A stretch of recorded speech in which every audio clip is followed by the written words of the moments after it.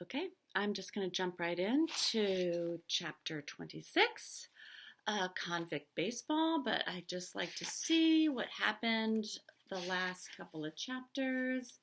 So let's see, last week that Moose is really seeing Natalie as a regular sister. So Moose leaves Nat to find the ball. He doesn't get the ball and he's bothered. He's really bothered by Scout and Piper. And then in my gap, he goes to look for the ball again.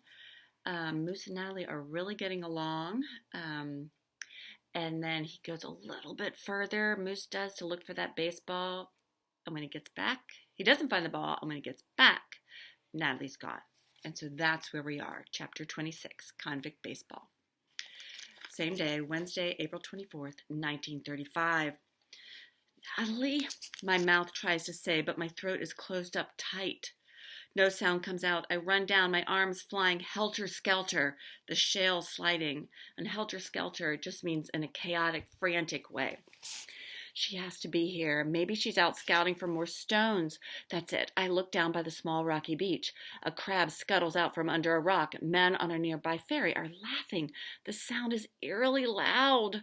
Though the boat is far away, she isn't there. Over by the red berry bushes. No. Back by the greenhouse. No. Which way do I go? I stop. I listen. A voice? Sounds? Behind me?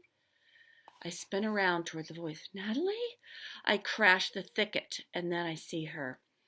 Natalie's sitting on a rock with someone, a man. He's wearing a denim shirt and denim pants. A con. Natalie is sitting with a con. The scream is stuck in my throat, choking me. Don't look away. Don't blink. Do not blink. The con is smiling. He's missing a front tooth. There are dark greased comb marks in his hair.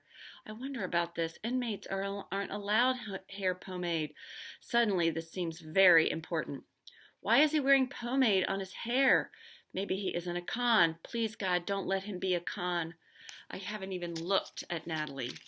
I'm afraid to take my eyes off the guy in the denim shirt. I think somehow I can protect her this way. Somehow I think I can protect her this way. But now I watch her too. She's smiling. Sometimes Nat looks concerned or sad or raging mad. The best she ever looks is interested. But here's my sister, Natalie Flanagan, looking happy. I feel like I need to reread that because I'm not sure. So he's seeing her and I can protect, but now I watch her too. She's smiling. Sometimes Nat looks concerned or sad or even raging mad. So I think instead of the first time I read it, I was thinking she's looking like this now, but I was confused, and so I went back and reread, which I do sometimes when I'm confused. So he's saying this is different from what she usually is. Contrast and contradiction. The best she ever looks is interested, but here's my sister, Natalie Flanagan, looking happy. So I'm going to write down and just jot in the margin, CC, for contrast and contradiction, because I know that might be important. So why would she act this way is the question I'm asking. Hey, Moose. The con's voice is scratchy and an octave too high, like a girl's almost. You want this? He reaches inside the coat draped over his leg. He has a gun. I can't breathe. He's going to shoot. But then I see information seeps into my brain. It isn't a gun. It's a baseball. Suddenly my throat opens. Get away. Get the heck away. Go, go. That's my sister. Get away from her. I scream as the 4 o'clock count whistle blows. The con jumps and Natalie's smile, like some kind of rare bird sighting, slips away. So the con jumps up and Natalie's smile, like some kind of rare bird sighting. That's a great simile. Slips away. Take it easy, fella. I got your baseball, didn't I? The con says. He nods at me and turns to Natalie. Bye, sweetie. Bye, sweetie. He closes Natalie's fingers around the baseball and fast walks away. Do not call her sweetie, I shout. His pace is uneven, like one leg is shorter than the other, and then I see the number stamped on the back. of his denim shirt. 105. So that's what Natalie was saying with 105. So jot down what you remember. Pause this because I'm going to keep going.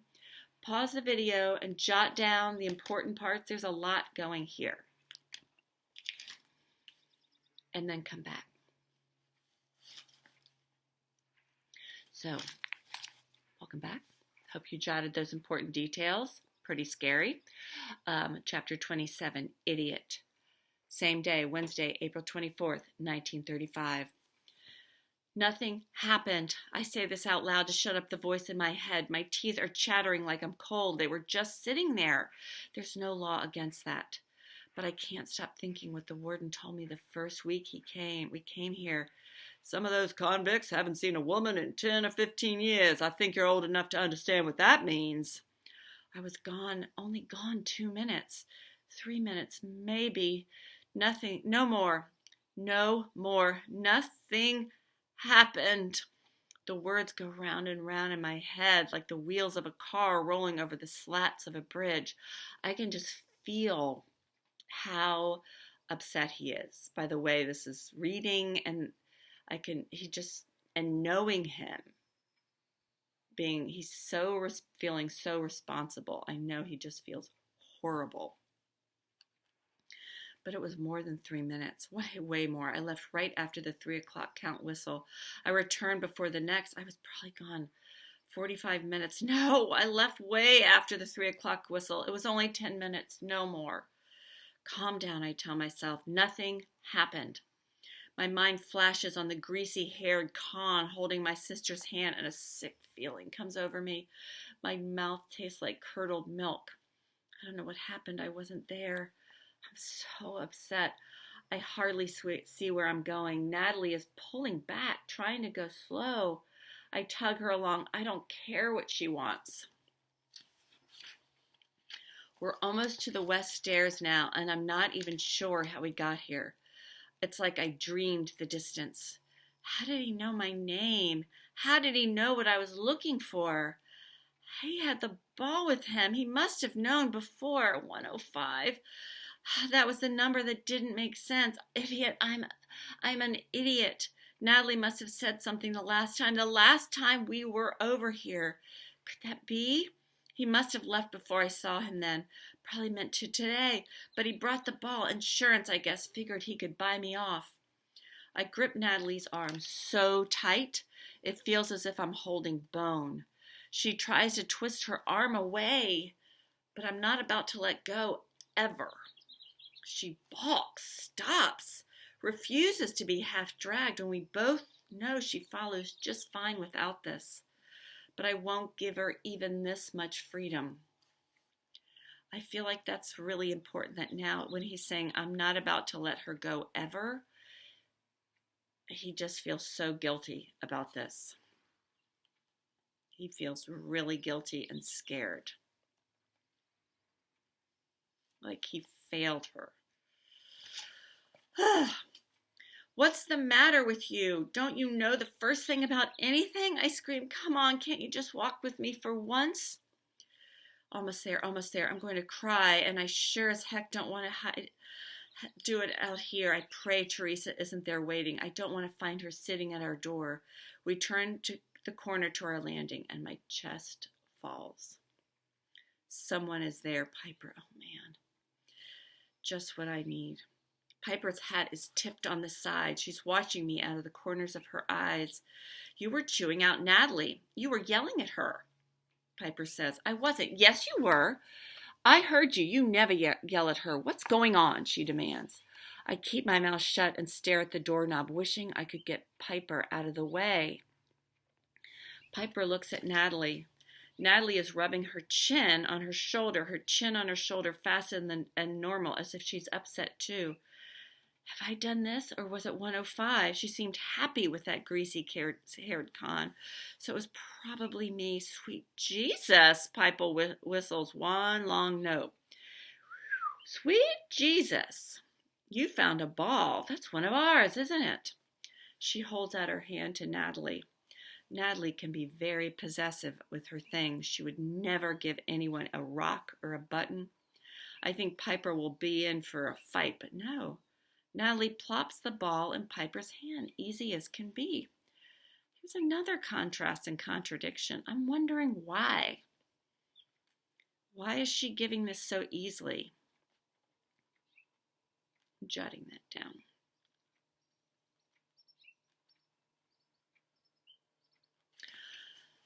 Where'd you find it?